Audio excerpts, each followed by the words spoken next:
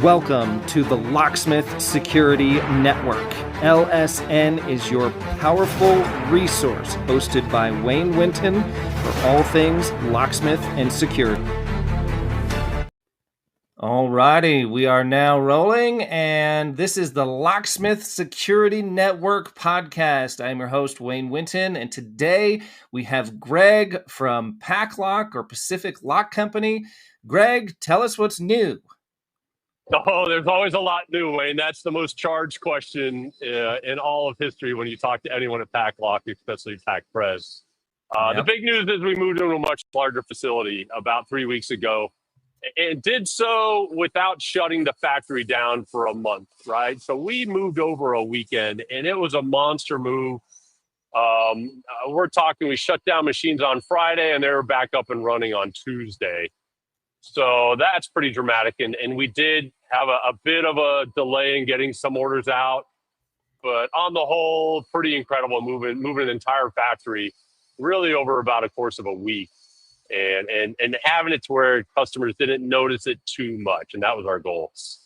Yeah, that's crazy. And I know I've been to your facility. Like, you guys have a massive amount of not just equipment, but highly sensitive computer, automated equipment. Like it's moving robots. You're moving highly sophisticated robots that operate on, thousands of an inch increments and have to be extremely precise and have to be leveled and have to probably be carried in a pretty specific way. So that in itself is a huge feat. And I'm always impressed with your company and your crew and how you actually lead your crew and bring everybody together to accomplish these tasks. I mean, Pacific Lock Company, when we talked last time about your humble beginnings, it was a small kind of one-off padlock company that was just trying to make its way in the world. And now, I mean, my goodness, you guys have taken over serious contracts. You guys are getting U.S. government contracts. You're bringing manufacturing back to the United States, which is another huge factor. You've revolutionized the puck style lock industry. You've revolutionized the trailer lock industry. You've revolutionized the padlock industry. And now you're even revolutionizing the government lock industry. You're the only other lock company that's getting the certifications to the Sargent and Greenleaf 951, correct? That's correct. And that is big news for our industry. Specifically, it's big news for the government. They've been asking Pacific Lock to produce what they call the high security padlock that you're showing the viewers right now. This is a monster padlock with a ton of capabilities. That's extremely expensive. And for the past, I'm going to call it 30 years, I don't exactly know. There's only been one manufacturer, one supplier, and that's been Sargent and Greenleaf. They've been asking Pacific Lock to get into manufacturing this product. We bit the bullet a year and a half ago and said, let's do it. And it was and is still a monster project. But today, we've got an order for 2,000.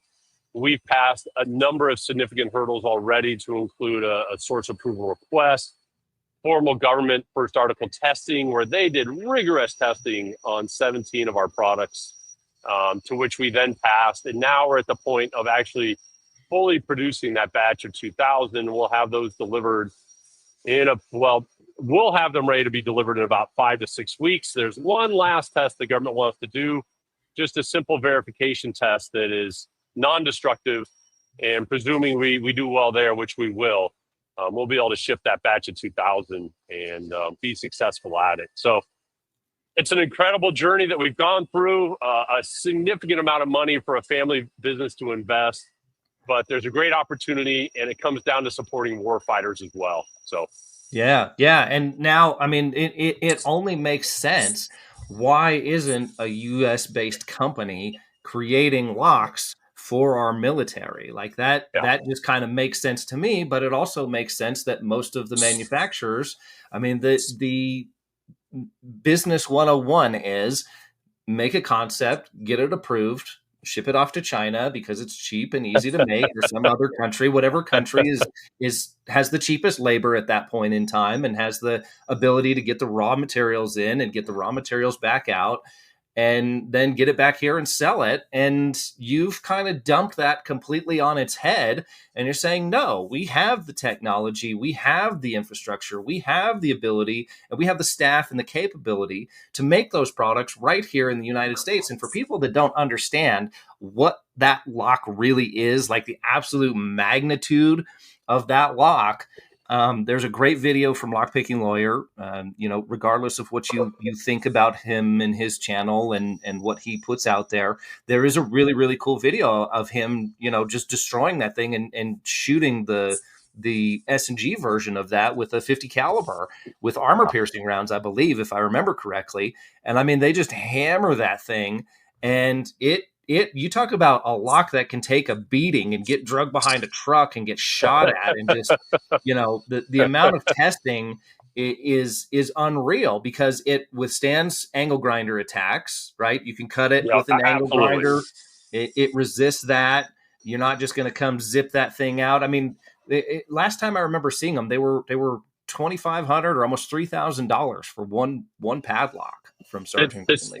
Absolutely. I think it's up higher than that at this point from a retail perspective, if you can get your hands onto one. And the government pays a considerable amount of money for these. These are not $50 or $100 padlocks. No. You're talking $1,000 padlocks, even to the U.S. military.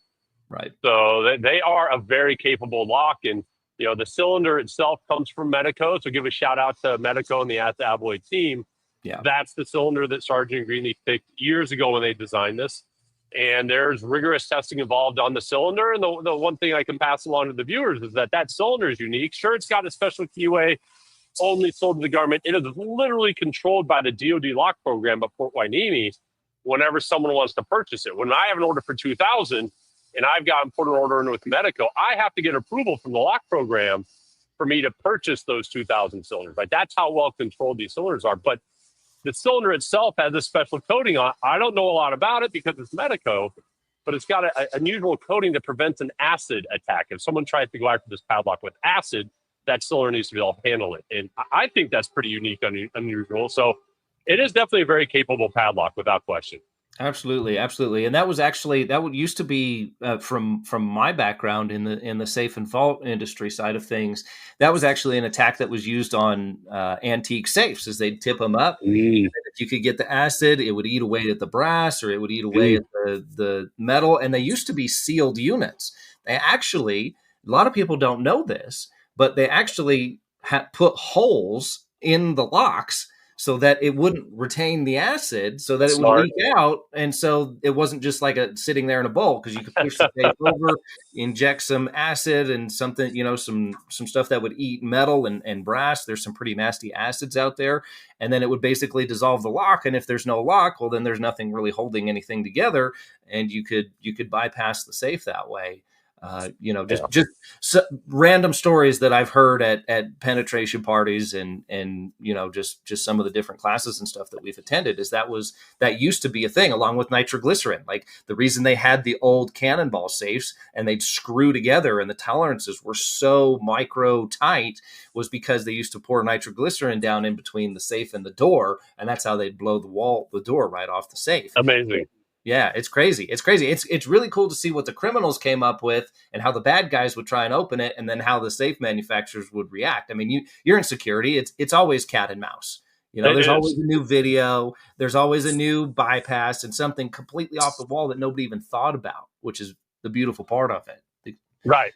Someone comes up with a shim attack on a product you never thought could be shimmed, and now all of a sudden the manufacturer's got to figure something out, right? Because they didn't see it. They didn't see what was going on. Or just as an example, right? But there's a lot of things that manufacturers constantly have to be playing with as they learn from the community of what's going on out there. Absolutely. Well, that's one thing that I really commend you and Pacific Lock Company about doing as well, is you've never shied away from any of those exploits that have come out. I mean, are there videos of a Pacific Lock Company lock being picked online? There are, but you've also addressed a lot of those issues. And even me, myself, I have tried to pick some of the locks that you've come up with recently, and those new cylinders. I mean, is it possible? Yeah, kinda. But are the average people just going to go out and walk up to a lock out in the wild and be able to pick that efficiently as an effective method? No, not really. Like you'll see Medico locks being picked online.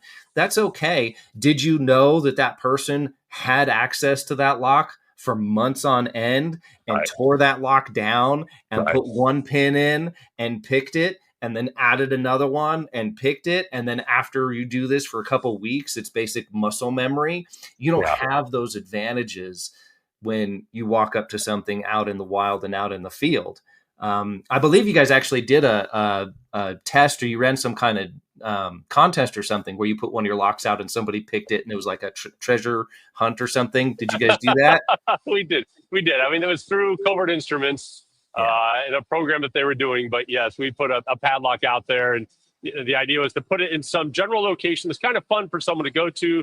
They'd have to find out where it is. Then once they get there, pick it. And it's obviously not locking anything, of course. It's for recreation. And we thought it would take people a week or 2 weeks even to figure out where we put it. But I think within 24 hours of it getting posted online of what's going on, it had been picked and taken, and the gold tag was gone. So, yeah, it just shows how much fun people have with lock sport. And, I was talking with a Google engineer the other day, and he brought up, the lock sport community. I mean, he's an engineer building databases for Google, and yet he enjoys lock picking. That's what he does for fun at night when he's watching TV or something. So, it is a hobby, and, it's a little bit of a controversial hobby, especially for the professional locksmiths. But, really, my job, maybe 5% of my job is lockpicking. Like a little dirty little secret, I avoid lockpicking like the plague. I really do, because I need to make money. I need to open this and move on to the next job and get paid as quickly and efficiently as possible. And lockpicking takes time and skill. And I just don't have the time to dedicate to it like a lot of these guys do. And can I pick locks? Yeah, sure. We pick locks all the time. But do I use all of the advantages, the leashy tools, the bypasses, all of that stuff? I'll bypass a lock 100 times before I go try and pick it. Yes, absolutely. Find the weakness and go after it. And single pin picking may not be the weakness that you go after. No, it's usually not. And then even then, sometimes everything fails and nobody likes to drill or destroy a cylinder. But there are times when, man, I've been at this for 20, 30 minutes. I've got another call. My customer wants to get in. They've got an emergency. You know what? And if I have to drill it, I replace the cylinder on me. That's just my kind of code of conduct and code of ethics is if I don't have the skill set to open this for this person non-destructively, then guess what? I'm going to go ahead and eat the cost on that, and I'm not going to charge them. And that's where the scammers kind of come in, where they intentionally go out. They have no intention of picking or using any skill. They just want to go out. They want to charge you, and then they want to bump that, $19.99 or whatever you saw online up to about $500 or $600 because you have a high security lock that we had to drill and replace. And your replacement lock from Lowe's that cost $30 is now $300. Like it's crazy. It's crazy. Right. So, but I mean, as far as that big Sergeant Greenleaf or now the PL 951, that is a massive undertaking. Nobody else has even wanted to take on that challenge. And not to mention, it has all these defense mechanisms, like they're serviced regularly. There's a lot of tricky things about that lock that people really don't understand. And like you said, all of the testing, I don't know if you can talk about any of the other tests that they do, but I'm sure, that there's brute force testing, there's lock picking testing, there's experts in the government. They probably send that out to people. Can you pick this cylinder? There's a lot of stuff about it. And because it all is all in-house and completely restricted, like you can't go buy those keys. You can't go buy those key blanks online. You cannot. And if you do get them online, and somehow, some way, the government finds out, I don't want to be in that house with you when they come because no, they're very protective of them. Absolutely. Oh, yeah. And then not to mention, how much time are you going to have with this lock? I mean, this is a lock that's probably locking a gate on a military base. Well, guess what happens when they catch you trying to tamper with their lock? When I was a brand new lieutenant in the Army and took over my platoon, one of the first places the company commander took me was down to the arms room and said, "Look, Lieutenant, this is the arms room. It's locked up with this, at that point, S&G 951 padlock, this big padlock. Whatever you do, never touch this padlock when it's locked, even if you want to just mess around with it or bang it, because it's protected by cameras and sensors and all of this. In addition to the padlock, the MPs will be here in 45 seconds. So make sure, Lieutenant, you don't go messing with this thing. They put a whole blanket of security around these padlocks. I mean, we were told as we're going through this process, the source approval request, the document we had to submit long ago, a year ago, to even get approved to start manufacturing, we were told that goes to a large number of government agencies, because this padlock is everywhere. It locks up nuclear weapons on Trident missile submarines. I mean, this thing locks up everything that is critical to our country. And that's why it's so important. And I can't speak on behalf of the Defense Logistics Agency, the DLA that purchases them, but they got to be happy now knowing they have two suppliers, two manufacturers ready to go for them, right? When that price tag starts hitting, what like you said, people can Google it. It's anywhere from $2,000 to $3,000 for one of those padlocks, and I'm sure the government gets a break, purchasing in bulk. But still, that's the American way, isn't it? Is to have a competitor, to have somebody say, "I can do it better and I can do it cheaper." Like that. That is the American way, and that brings us to the next thing that I wanted to talk about too with you just a little bit. And by no means do we want to get politics dragged into this, but how are the tariffs benefiting or affecting your company? And you use a lot of aluminum and a lot of steel and a lot of brass. Yeah. So overall, I mean, it's something we are appreciative of. We're grateful for. Does it hurt us? Sure, it does. I mean, I would be lying if we didn't. I mean, we always say that our products are made in the USA, but with global components. We do bring in some of our components from overseas. It's a small percentage of the entire padlock. Nonetheless, there are components we bring in from overseas. And so those tariffs did hurt us from that regard. But when you compare me to, my competition, where their products are 100% coming from Mexico or 100% coming from China, I mean, you saw it back in February and March. Immediately, all the distributors were saying, whoa, immediate 18%, tariff increase on any products you're buying. PACLOCK, that didn't happen. We didn't, not a dime did we raise our prices, even at the 155% level or 145% level it hit. We weren't. We said, you know what, we limit our exposure because we manufacture a good chunk of a large percentage of our product here in the States. We'd like it to be more. We want to build more in America. So on the whole, yes, excited about it. Does it hurt? Certainly it hurts, right? But not to the extent that I think it hurt my competition. Right. And a lot of the long-term effects, right? The long-term effects are a lot of those other products are completely made and assembled in those other countries. And then those tariffs are put in on the total price, as opposed to you are bringing in the raw materials, paying the tariffs on raw materials. However, you get a break because it is assembled here, because you're employing U.S. citizens, because you're paying rent here, because you're paying taxes, and your business is paying taxes to the United States government. Your price, you do get a bit of a break at the end of the process. Is that accurate? I guess you can look at it from that perspective. I would just say that, I'm grateful to have a company here in America that's doing well, that we're growing, that, we have people supporting us, great employees, a big fan of hiring people with disabilities. And so every time you're buying PACLOCK, right, you're supporting a company like that. And also, the other thing that's benefit us is there are large companies out there, we call them an OEM customer for us, who are deathly afraid. They've been buying product from another manufacturer or distributor where it all comes from China, and all of a sudden China's got 145% tariffs on it, and that product is 100% of that business, right? So now, oh my gosh, I mean, sure, the tariff went away, and now we're at 30 or 40%, so it's not as bad, but it scared a lot of people, and so we have gotten a lot of interest. I'm just going to say a lot of interest from large customers saying, "Hey, Greg, we've heard about you. We've never given you the time of day because we've been buying from X, Y, or Z all these years.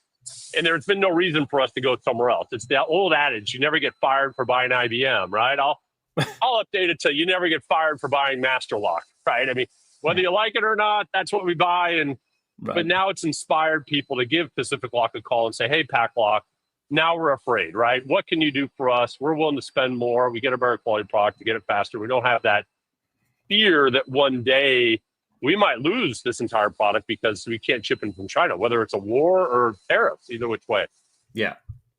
That makes a lot of sense. And what I really like about your company is the quality control is there. I mean, it definitely, probably, I think it was maybe 10 years ago or so, the product quality control on some of these other manufacturers was just atrocious. I mean, atrocious. It was so bad. And there really wasn't a whole lot of alternatives. You could either buy this lock at this price point, or you could buy this lock at this price point. And there wasn't a here. You know what I mean? There wasn't anything in between. I can either get a $5 padlock, or I can get, an $85 padlock. Yeah, $100 padlock, right? I mean, you're gonna make me cry just a little bit, because I'll admit my business plan, I could one day I will show up, but the internal business plan from 10, 12, 15 years ago was exactly that we've got these padlocks way down here at this price that aren't great. And then you've got the $100, $150 pad, but there's nothing in between. So thank you, Wayne.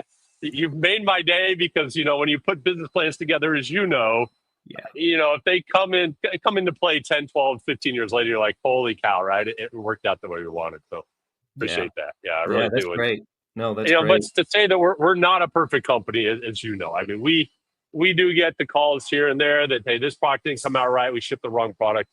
In fact, I'll give you a quick example. Just 2 days ago, we got a call from a locksmith who's putting an LFIC core into one of our padlocks. And I won't say which LFIC core, which brand. And sure enough, the locking bar was not locking all the way. He couldn't get the control key out. And immediately, I was the one that made the phone. He sent us an email saying, hey, guys, got 20 of these locks in. The control key won't come out. I saw the email come in, but even before the sales team could make the call. I'm giving them a call saying, oh, my goodness, look, first of all, I apologize. Let's talk it through. And so he obviously got himself up and going by filing down the locking bar a little bit. But within 4 hours, my engineering team is looking through our ERP system to find out when that lock was manufactured, to go find more locks that we still have here in stock that we produced with that batch.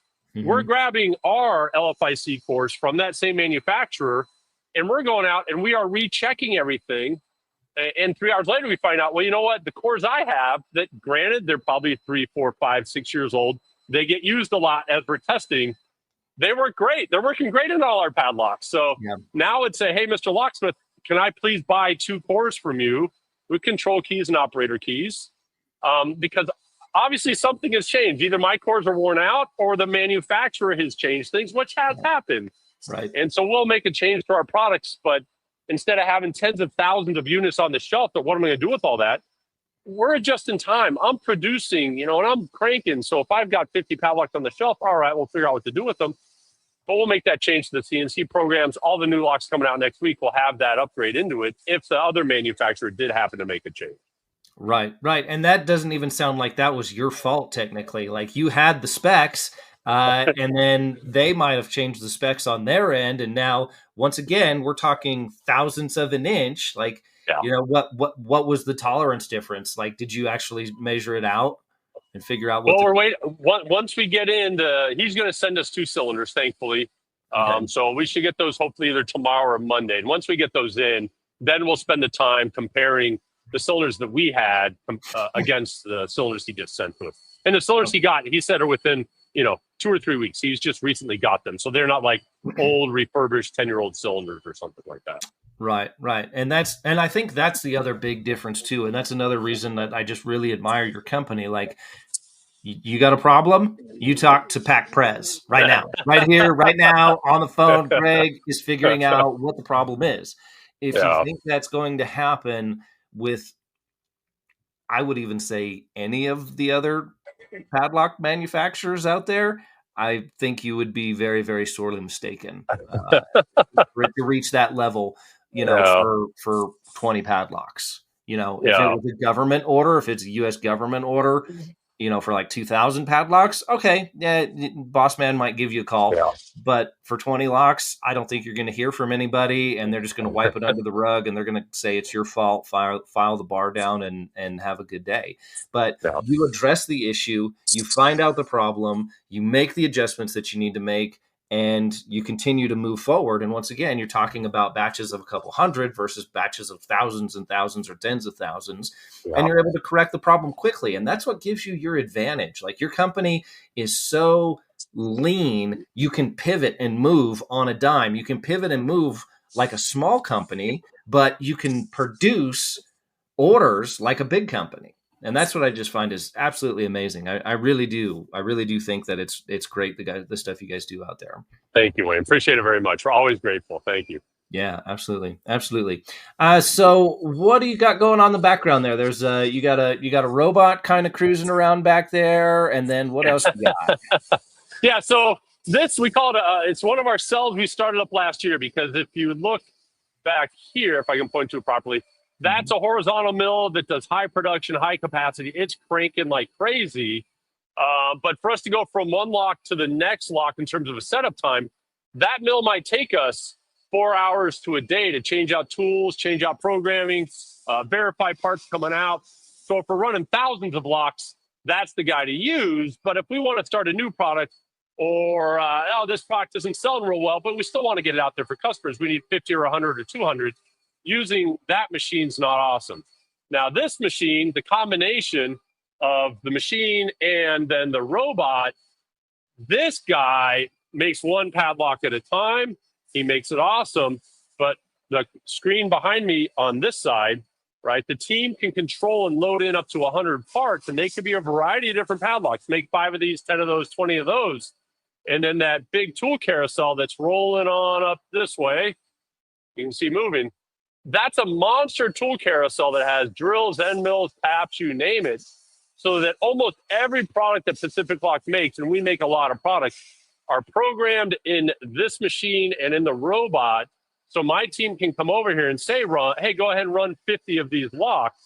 They load in the raw material, they hit go, and then they can walk away, and the robot takes care of everything. It loads in that one part, the machine runs it, it cuts it, it drills it.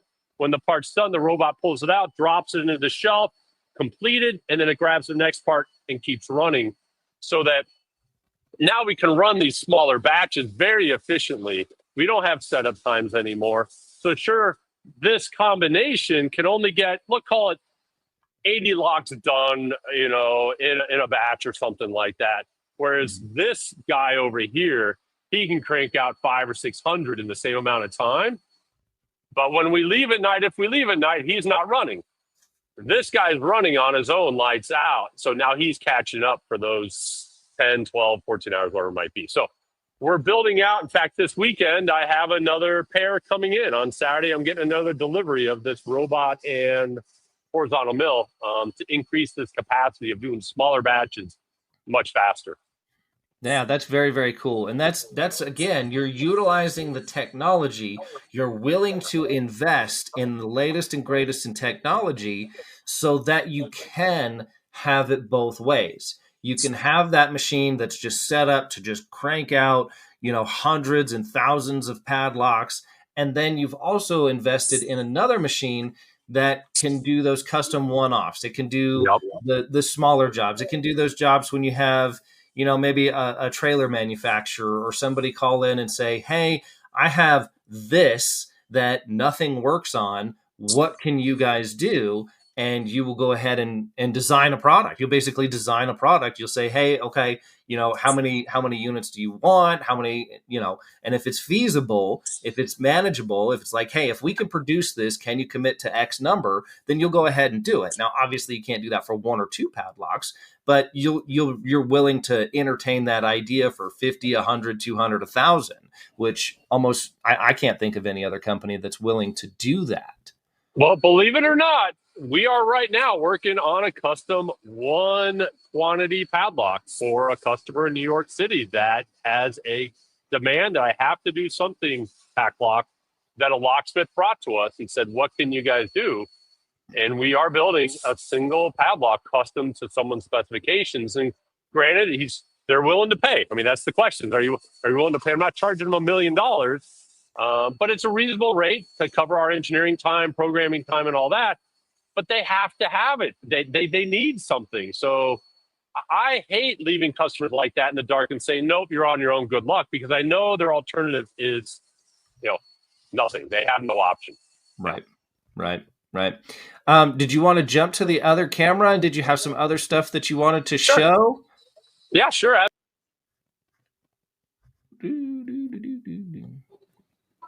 Right. So, and I might need to have my team come out here and help me out with the camera angle.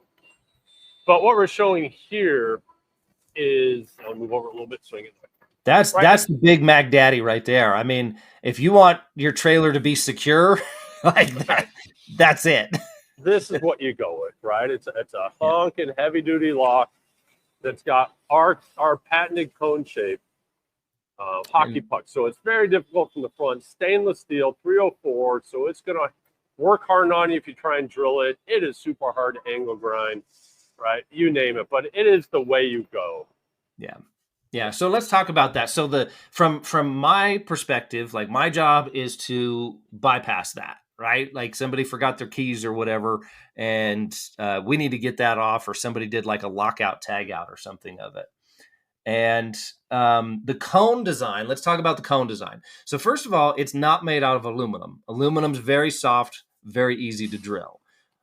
Stainless steel is not. You talked about work hardening. So as you drill into that material, even if it's flat, it's going to be more difficult to work with, right? Like if anybody that's tried to drill stainless steel, just any locksmith out there, if you've tried to drill through a stainless steel door wrap or any stainless steel door, that is not a fun, pleasant task. It requires carbide. It requires a lot of different stuff. And so now you add that cone shape to it. Well, now you're not even getting a bite on it to where you need to get to that specific spot so that you can drill into it, so that you can try and defeat that lock through that particular drilling method. Then the next option is, okay, well, we'll just cut it with an angle grinder. Well, that cone, again, prevents your typical 4.5-inch angle grinder from even reaching any of the soft components of the lock. And then the rest of the housing is all solid welded around there. It's a steel bear trap, for crying out loud. Yeah. And we've done our job. We've made it loud.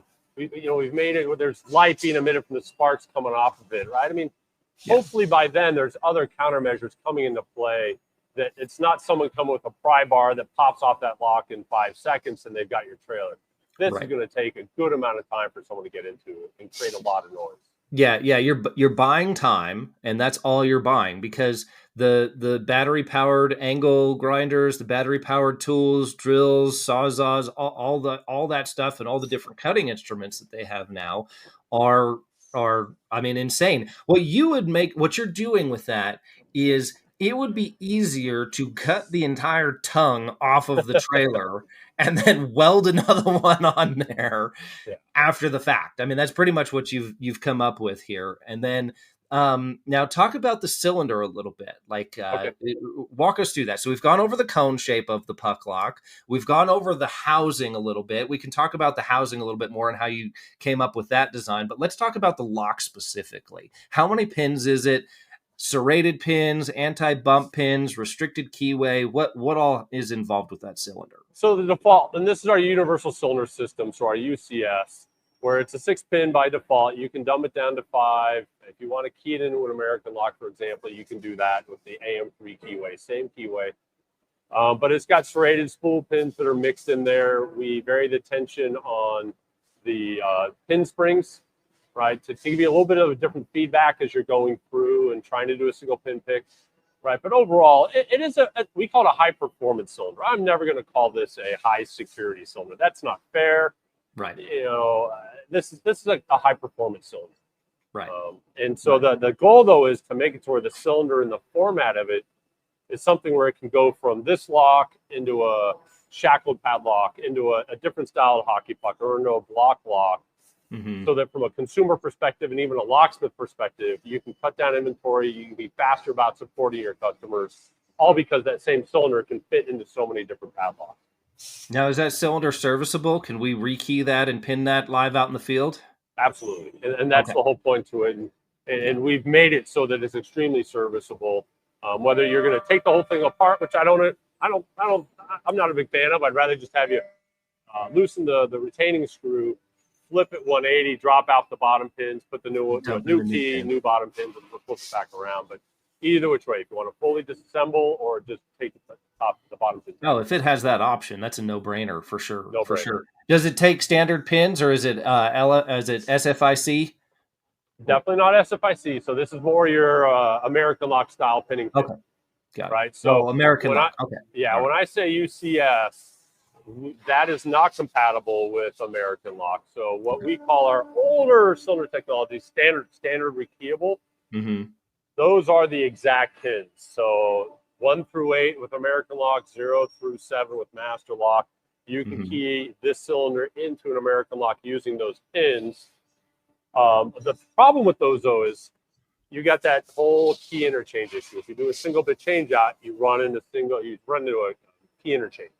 Right. When we developed the UCS, we took those 8 pin heights and changed it down to 6. Yeah. And we did that so that we can get more key combination. Sounds weird. It's like the whole turn left to go right with Lightning McQueen. Right. We dropped the number of pins down, but we got a much larger number of key combinations because now you can single pin it. Right. Yeah. Yeah. So this guy with the UCS, with those pins, they're unique. You need to buy them from us. Yeah. But if you wanted to key to an American lock or even do the 7000B with master lock, we have that keyway in the cylinder format. You can now put the 7000B into a whole slew of padlocks, not just hockey pins. Yeah, yeah. And then I've played around with them, and it's a nasty lock to pick. I wouldn't even bother wasting my time. Like, it's just, you're going to sit there forever. If it's mounted correctly, it's probably, it's got road grime and dirt and stuff, all around. Like, if it's really being used and it's not pristine like that one in your shop, if it's been out in the field, and it's got all of the field components to it, the real grit that happens to real lock cylinders. You guys have a very, very, very tight tolerance cylinder, and that's really what matters more than anything else is the super tight tolerances. A perfect example would be pick your average Schlager quickset lock from the hardware store versus a Sargent or a Yale or a higher end lock like that. That's custom ordered. Like, the tolerance differences are insane. Like, that's what prevents lock picking. That's what makes a more secure lock. Like you said, does it qualify as high security? No, because it doesn't have the third or the second shear line with a sidebar or some other interactive feature like the interactive pins with multi-lock or all the different complicated systems out there. But as a locksmith professional, if I walk up to that in the field, I don't want to have to pick that. I'm laying on the ground. I'm picking upside down. My arms are going to get tired.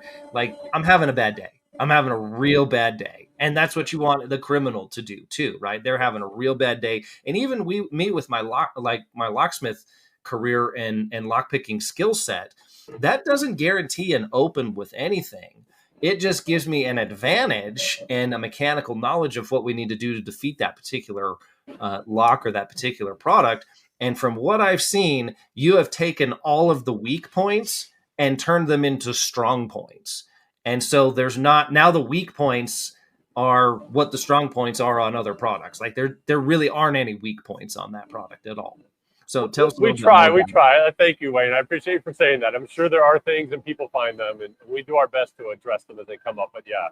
Sure. I mean, once again, giving unlimited time and resources, my main thing is high security safes and bank vaults. You're not supposed to be. They're specifically designed. There's fleets of engineers that design those so that people can't get in them. But yet, that is my job, is to bypass that security when they mechanically fail. And so that's what I do. So, anything can be bypassed. If you want to talk about different levels, that's the extreme level, right? So if I'm saying that opening a bank vault is, a job, or opening safes is my daily job, opening this, can it be done? Yeah. It's a matter of how much time, how much skill, and how much brute force you want to put into it. So let's talk about a little bit more of the design on that. Like, how did you come up with the housing? How did you come up with the rest of it here? Yeah, so the housing itself, I'll admit, is not something we designed. In fact, there was a patent that a company called Gus Hill came out with that has since expired, and this product has become popular because of that. Wow. And there's some drama related behind that company at this point that we probably shouldn't get into. But this design's been out there, and it just hasn't been promoted all that well. Plus, it's expensive, right? Compared to what you can buy at a Home Depot for $20 or $25. Right.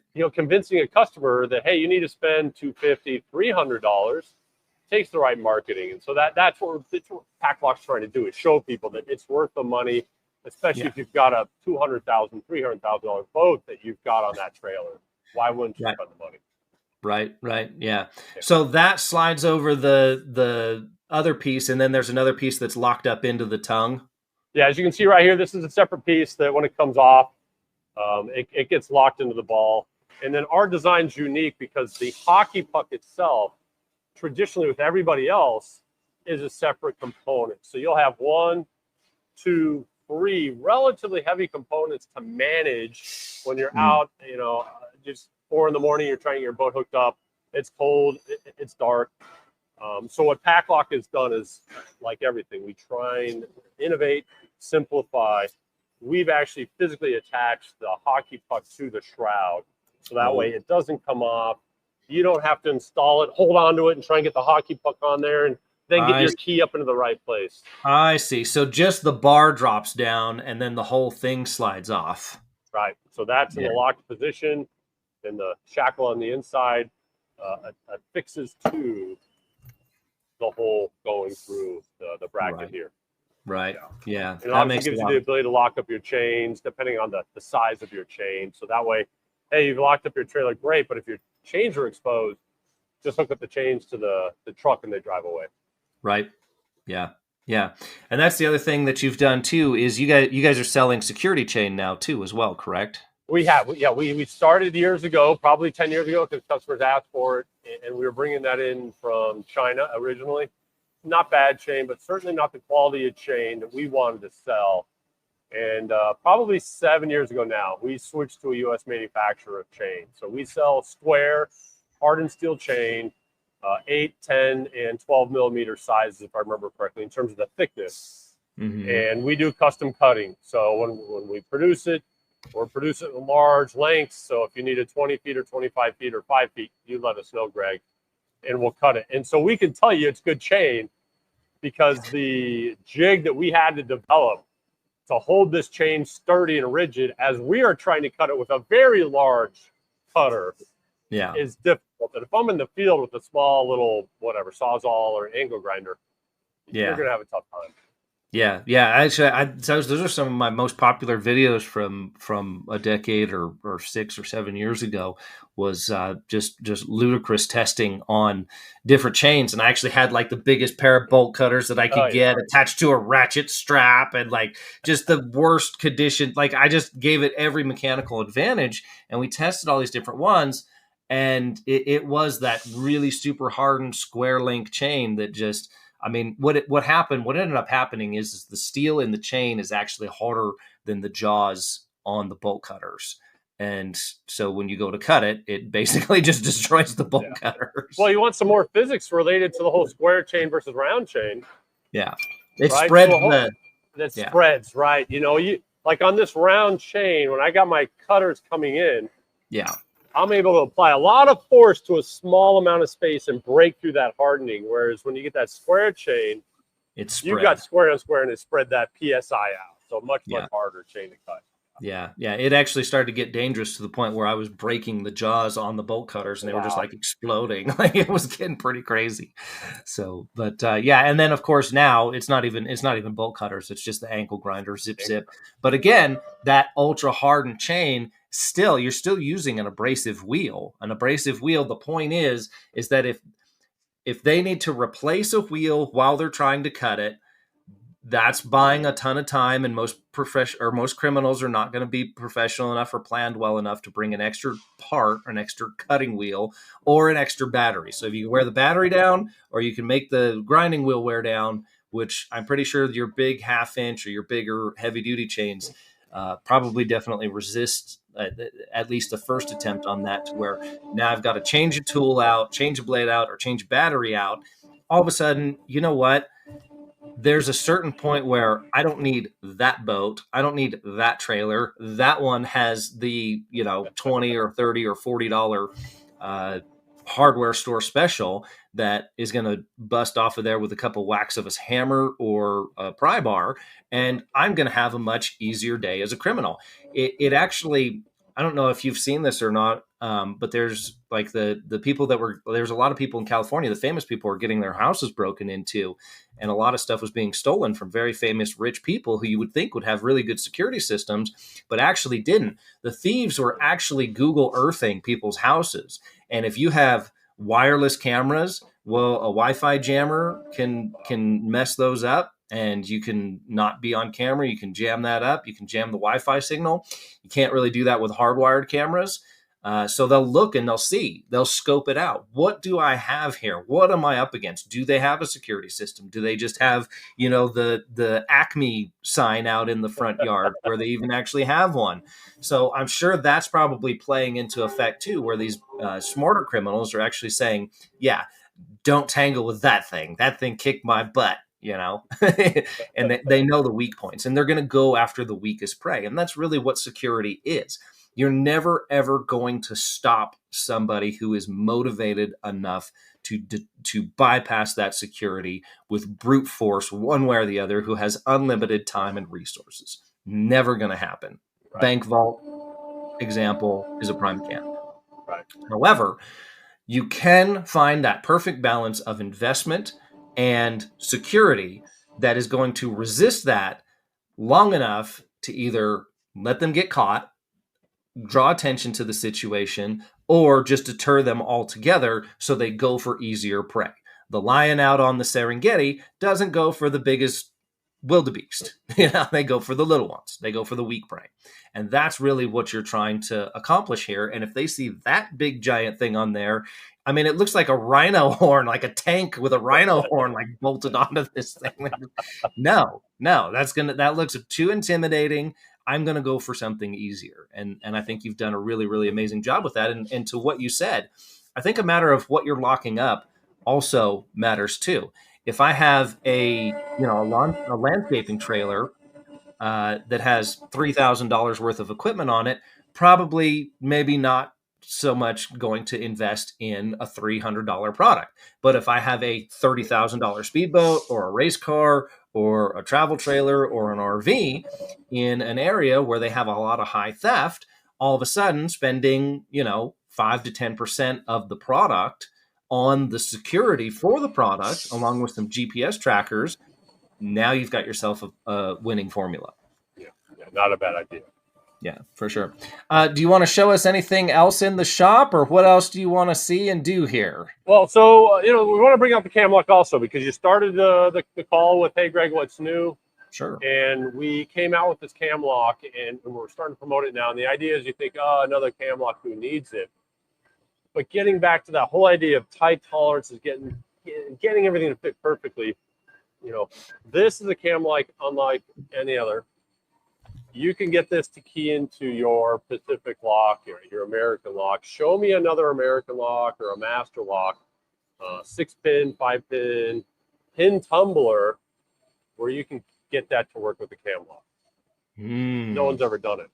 Right. They have tubular. You can get a tubular padlock and a tubular key and a tubular PACLOCK, but no one likes tubular. Let's be honest, right? Yeah. We took a year to design this PACLOCK, and it's that infamous 10 pounds of technology into a 5-pound bag. Right. This guy's got hollow point top pins in it. So the standard bottom pins, but there's not enough stack height in a little 3/4 inch PACLOCK to handle a cylinder like this. So the spring. So we had to do hollow point top pins. The spring's up inside that top pin. Yep. Right. Yeah. And you can key this with everything else we have here. You can even master key it but there's a limitation there. Your total stack height can't get over too much. So you have to be careful as you develop that master key system not to get too tall on your stack height. But otherwise, key to light, key different all day long. I can take this beast and key it into this little cam lock that's got my tool chest. It's my doors on my RV. You name it, right? The toilet paper dispenser in the bathroom. You now can key that into everything else you have. Wow, that's awesome. And so do those locks fit on RVs? They do, absolutely. Yeah, okay. Standard 3/4 inch D shape. I guess it's square round. I don't know what you call it, but yeah, it's got that standard shape. Yeah. Oh, that's awesome. That's awesome. I get people all the time that want to rekey or key alike, like the old ones. Like you'd have 3 different keys for all the different components and all the different things on the travel trailer, and I'm like, oh my goodness, this is ridiculous. And some of them weren't even compatible keyways. I'm like, you got to replace the lock. Or they're all CH571, right? Or so 571. They're the most common key out there. They're all the same, and people don't know that. So. Yeah, just universal. You want to talk about the ultimate master key? That's it. CH571, right? Actually, it is. Yep. Most commonly used lock, most commonly used key and pinning pattern on the planet, I think. So we're excited about this guy. So you kind of have the two extremes. You've got the big beast that's really expensive, and then a lower, less expensive, much more affordable. But when you compare me to another cam lock, this guy's going to be triple the cost. It is. Right. But the technology that's inside of it's really awesome. The goal for us, though, as we move forward the next 6 months, 8 months, a year on this product is, the cam on the back. There are so many different applications out there. So it comes with 4 different style, like a straight, angle, it's angled to this, angled to that. Yep. We've already built the 1 expansion pack that's got more cams. And just as more people call saying, hey, Greg, I want it, but my cam needs to be this weird thing. We'll start building it out. So over time, we'll learn what we need to build and have all these expansion packs. Yeah. And then hopefully maybe you can get one of these RV manufacturers or something like that to just pick up the PACLOCK brand and just put those, design and build those into direct from the factory. I think that would be a huge advantage for them, because now your RV can be rekeyed like your home or like your car. You know what I mean? And with these rental agencies, I don't know if you've seen a lot of those.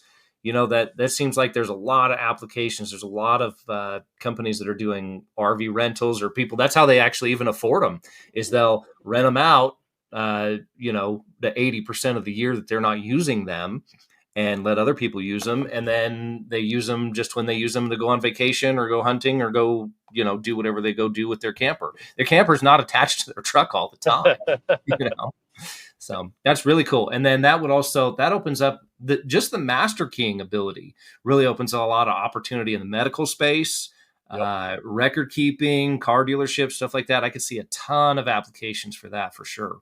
We're excited about it. I mean, it's a dumb little cam lock, I'll be honest with you, but the reason we spent the year on it, we can do it, right? Yeah, you put the PACLOCK technology into it to where now, look, there's 2 ways to make a better product, or to improve a product, if you will. You either make it better or you make it cheaper.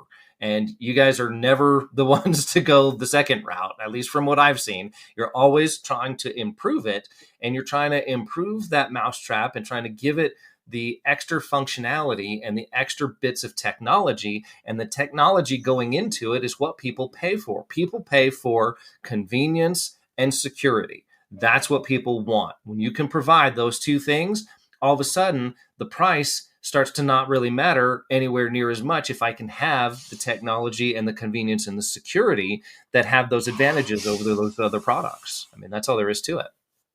Right. So cool stuff, man. Right. We have already almost killed an hour here. It is 53 minutes. We're just sailing right through. It doesn't feel like it at all. As usual, you're such a high-paced guy. Your company is just growing and exploding exponentially. Just from last year when we were out there, and hopefully we can get out there again and check out your new facility. I would definitely look forward to doing that and getting some more footage on that and checking out some of the PAC-BLU stuff. Do you want to talk about PAC-BLU for just a minute at the end here, and then maybe some of the stuff you're doing in the future, your plans for the future? Yeah, sure. I mean, PAC-BLU has been launched. It's going really well. We're happy with what's happening there. The program manager for it is working every day with customers. We're learning what people want. We respond to customers, right? So that access control concept of, hey, for a small unit that's reasonably priced, that a locksmith can stick in their truck and now respond to customers saying, yes, I can do that for you at a fixed price at a fixed amount of time, and I can do it right now, in fact. Yeah. I think that's a powerful message. And so we're grateful for your support with that, your guidance on it for sure.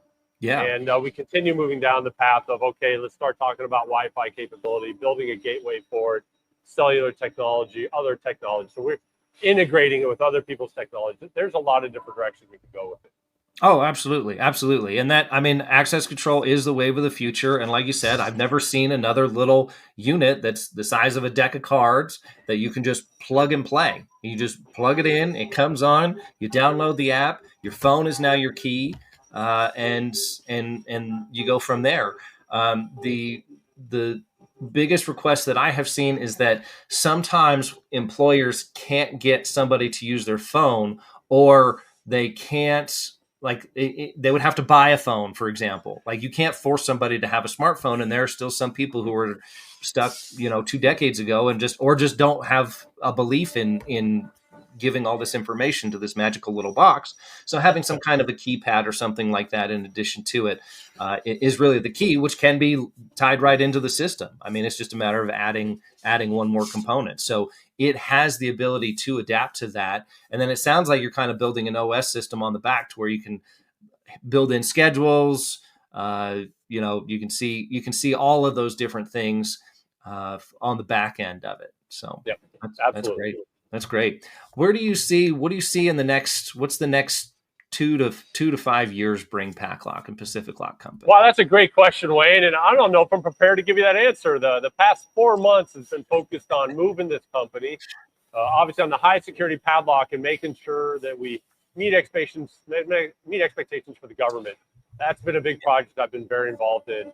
And just getting us going once we're here. So the next 3 to 5 years really comes down to, I want to support the locksmiths better. And what that means is helping them understand, educating them with you to say that the way you've been doing things in the past won't work into the future. We don't want to lose you.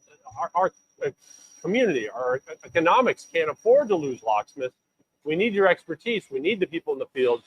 But it's time to move on to technologies like UCS, where you can better support your customers. You can give them that service right now. Not, oh, you know what? I need to order that for you. I'm going to have it next week. Right. People don't want that anymore. They're used to Amazon delivering tomorrow. They want that. They need that.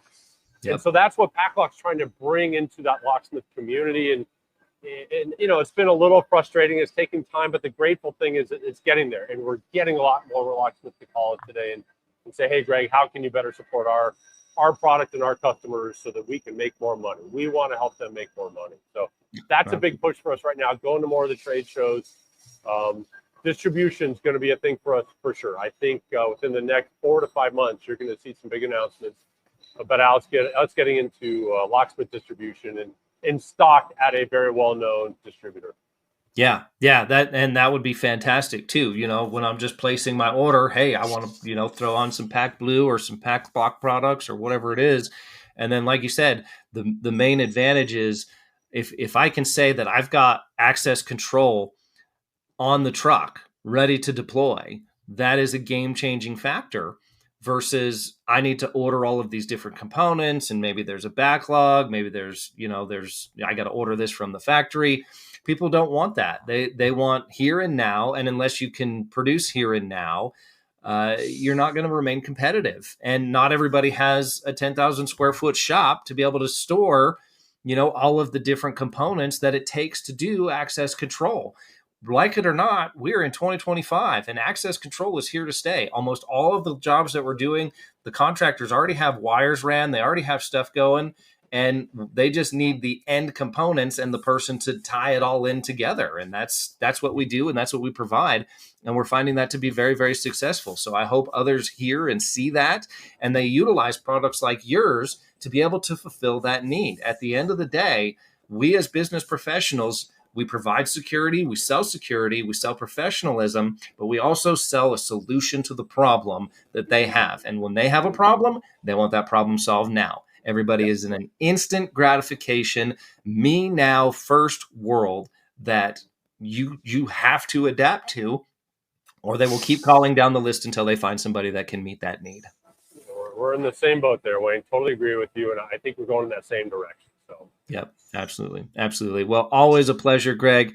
Again, your ingenuity and the way that your company innovates, and the way that you it's like watching a pro boxer dance and the footwork, watching you bob and weave and stick and jab, and just you come out of nowhere with some of this stuff, and it's something like nobody has seen before, and it just literally sucker punches the entire industry, and it comes out of nowhere, and then it sticks and it lands, and everybody goes, wow, what just happened?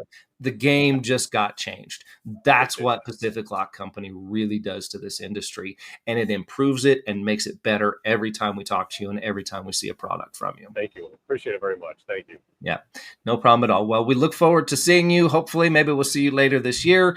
Maybe we'll see you at the Aloha convention. Somewhere in there, and just everybody look at the PACLOCK Company, and anybody that has ever encountered Greg or used a PACLOCK Company product, you get the Prez on the phone when you have a problem. Like, that's the number one thing that I can say, is he will solve your problem, no matter what it is, big, small, little complaint, big complaint. Things happen, and then things get fixed immediately or as soon as feasibly possible, unlike any other company I've ever seen. So very, very great. Thank you, Greg. Have a great day. We really appreciate you. Take care. Thank you. Welcome to the Locksmith Security Network. LSN is your powerful resource, hosted by Wayne Winton for all things locksmith and security.